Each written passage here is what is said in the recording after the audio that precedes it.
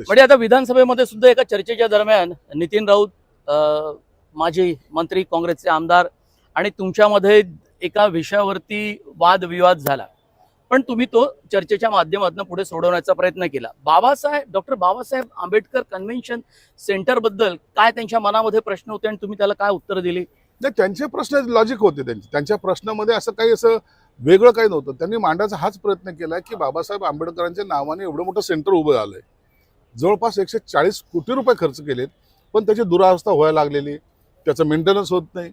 आणि हा साहजिक आहे ना, जेव्हा बाबासाहेबांच्या नावाने आपण एखादा उभा करतो सेंटर, तर त्या टायमाला त्याची तेवढं पावित्र्यता सुद्धा राखली गेली पाहिजे.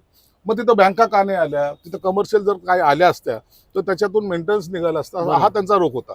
आपण ते करत असताना त्यांचा एक सगळ्यात महत्त्वाचा जो प्रश्न होता माझ्यासाठी, माझ्या दृष्टिकोनातून, विद्यार्थी तिथं शिकले पाहिजे, त्यांच्यासाठी एक क्लासरूम असली पाहिजे आणि ते AI च्या धर्तीवर असली पाहिजे, डिजिटल असली पाहिजे. तर त्यांचा तो प्रश्न मला खऱ्या अर्थानं मनापासून ॲक्सेप्ट केलेला आहे. आणि सरकार म्हणून मी तातडीने सभागृहामध्ये 5 कोटी रुपये त्या ठिकाणी देऊन 3 महिन्यामध्ये ते टेंडर प्रोसेस करून कामाला सुरुवात करण्याचा मी त्यांना घोषणा सुद्धा सभागृहात केली. पण त्यातून देखभाल होईल, मेंटेनन्स, सर्व गोष्टी होतील. देखभाल आता त्याच्यासाठी जे काही आणखीन एक टेंडर आम्ही काढतो.